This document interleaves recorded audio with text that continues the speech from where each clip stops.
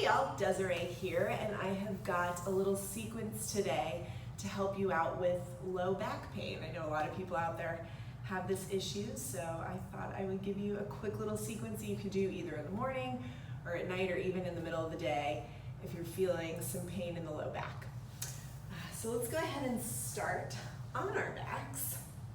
I want your feet flat on the floor, about hips width apart. And then I want you to take your arms to a T, palms facing up, and we're just going to gently windshield wiper our knees side to side. So keeping both shoulders on the ground and not moving too quickly here, just moving slowly. Getting a little mobility and movement in the hips and the spine. Nothing too crazy. Just a slow movement side to side. And you want to keep your belly button pulled in here. And then once you've done an even amount on both sides, you can settle back to the center. And then go ahead and bring your knees into your chest. You can either grab behind your thighs or in front of your shins, or maybe even give yourself a hug if you feel like you can do that. And then you can either just settle here, trying to let the hips relax, or maybe even gently rock side to side. And if anything feels painful during the sequence, stop. Pain is definitely not good. No pain, no gain is the worst phrase in the history of fitness and exercise. So we'll settle back to center here, and then take your hands to the tops of your shins, and we're going to open our knees a little wider, pulling the legs towards us and pressing the legs into the hands at the same time. So as you do that, you should feel your hips press down into the ground and a little bit of space come between your low back and the floor. We'll just settle here for a moment. And then go ahead and bring your knees together. Bring one hand to the top of each knee and circle your legs in opposite directions.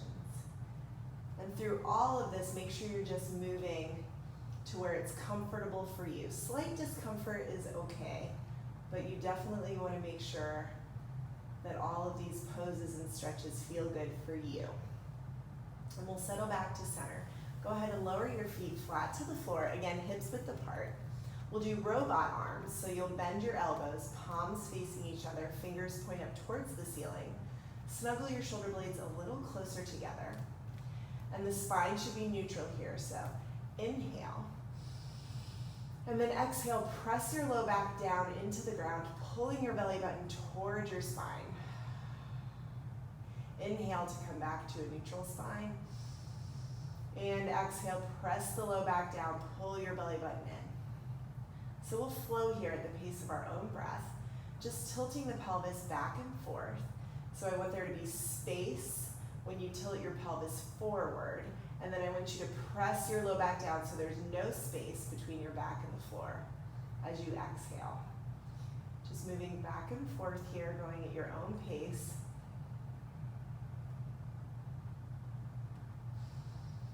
We'll do a few more of these. So remember, just tilting the pelvis here. And on your next inhale, settle back to a neutral spine. From here, go ahead and cross your right ankle over your left thigh. Flex your right foot and pull your pinky toe away from you. And if this feels like enough of a stretch in your hip, then you can just hang out here. Otherwise, you can use your hand to press that right knee away from your face and get a little bit more of a stretch. And we'll just hold this for a few breaths. Make sure you're keeping that foot flexed and the pinky toe pulled away from you to protect that right knee. And release, uncross the leg. We'll do the other side, so cross the left ankle over, flex that foot, pull your pinky toe away from you, and either hang out here in this position or use your left hand to push that knee away from you.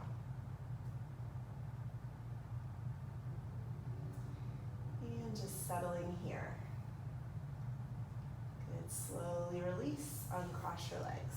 From here, bring your right knee into your chest, clasp your hands behind the right thigh, press your leg into your hands so much that it straightens your arms, and then at the same time, pull your hands back against your thigh as you begin to straighten that leg. So I don't want a fully straight leg here. You can even stay at a 90-degree bend if you'd like, but maybe try to straighten it a little bit if you can. And then if you want, maybe straighten that left leg on the floor underneath you, but keep those toes pointing up towards the ceiling. Keep breathing, keep the push and pull between your leg and your hands. We'll take one more breath here. Go ahead and bend that left knee if it's straight, and then release the right leg, foot flat to the floor. Let's take the other side. So left knee into your chest, clasping your hands behind the left thigh, but this time switch the clasp of your hands. Press your leg into your hands so much that it straightens your arms, and at the same time, pull your hands back against your thigh as you maybe begin to straighten that leg. And then if you'd like, you can stretch that right leg out on the floor underneath you. So we're not going for leg to face here. That's not a true hamstring stretch. We want to make sure that we keep the pelvis and the spine in a neutral alignment so we still have that curve in the low back.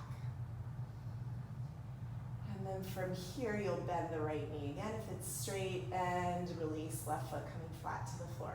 Nice. Let's go ahead and bring our arms to a T again, palms facing up, and just gently windshield wiper like we did at the beginning. Moving slowly, still don't get too excited. And settle back to center.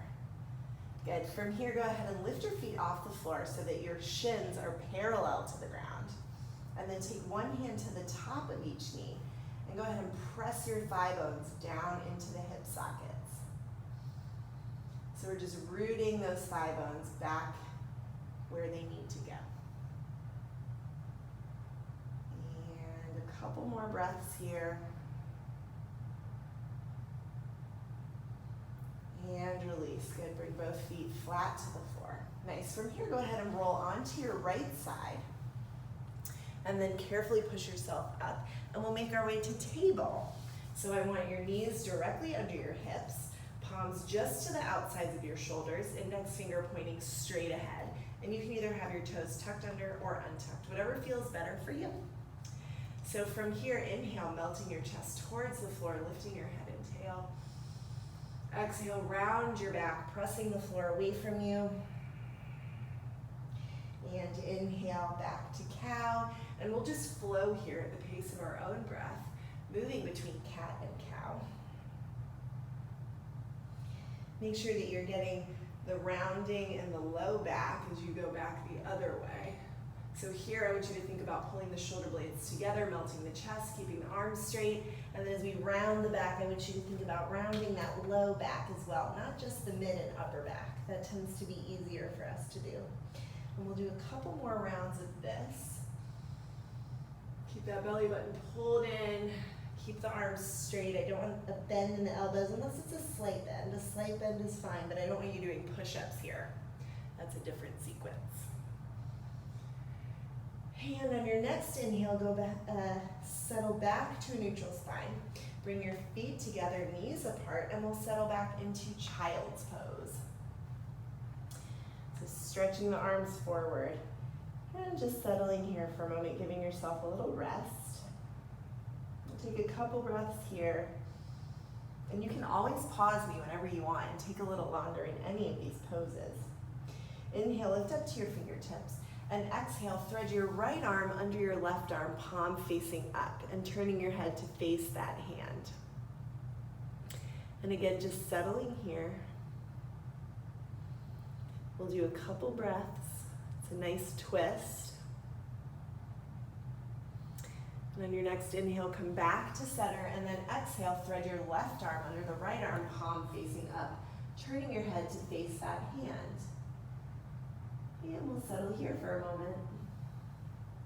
Breathing evenly. Again, if you feel any pain in any of these poses, make sure that you come back to a pose that feels good for you. And on your next inhale, come back to a neutral spine. We'll settle here just for a moment. And then make our way back up to table. And then go ahead and move your knees back about 6 inches. And we'll lower down onto our tummies. And from here, press up to your elbows for Sphinx. So I want your palms flat on the floor. Think about pulling the belly button in and melting the chest forward and then reaching through the crown of your head. So you can either be still here in Sphinx pose, or if you'd like, you can look side to side. I know I always say it, but make sure you're doing what feels good for you. You can never hear that too much, I don't think.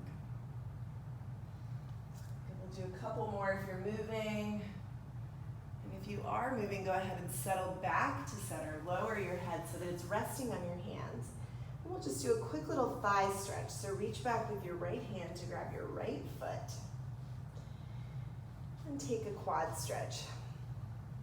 So if you want to listen to these cues that I'm telling you, please do. And if not, you can just hang out here in the stretch that feels good for you. But if you would like, go ahead and bring the knees closer together. Press your hips down into the ground and kick your right foot into the right hand, and you might feel more of a quad stretch. Think about bringing that right heel to the outer edge of the right hip. And we'll hold this a couple more breaths.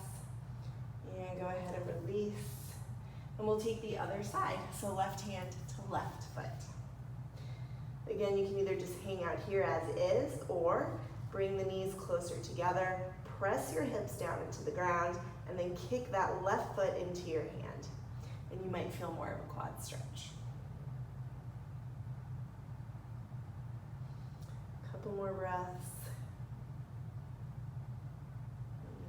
Slowly release without letting that foot slingshot. Nice. And then let's do one more time. Let's just do Sphinx pose here. So this time I do want you to be still and just settle. Think about pulling the belly button in, stretching the front of the body.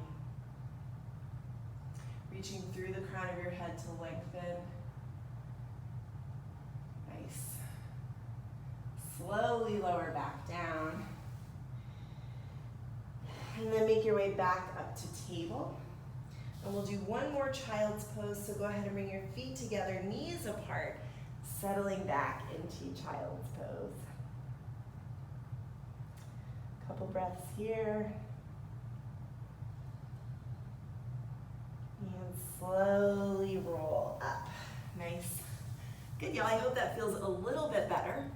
And like I said, you can do that in the morning, in the evening, in the afternoon, whenever it feels good for you, whenever your back is bothering you. And once again, if any of those things hurt or you feel pain doing any of those poses or stretches, please do not do them. And if you have had low back pain for a really long time and it's not subsiding or it's just getting worse, then I do highly recommend that you go see a doctor. Your back is not something to mess around with. Your whole body is not something to mess around with. So if you have long-lasting pain, please go see a medical professional. Thank you all for practicing with me on the mat today. And if you want to do it in person, please come to Interfusion Fitness in Atlanta, Georgia. I have a core yoga class on Wednesdays at 6:30 p.m. That's right. And then a nice restorative stretch class Mondays at 8:30 p.m. and Saturdays at 11:30 a.m. Thanks, y'all.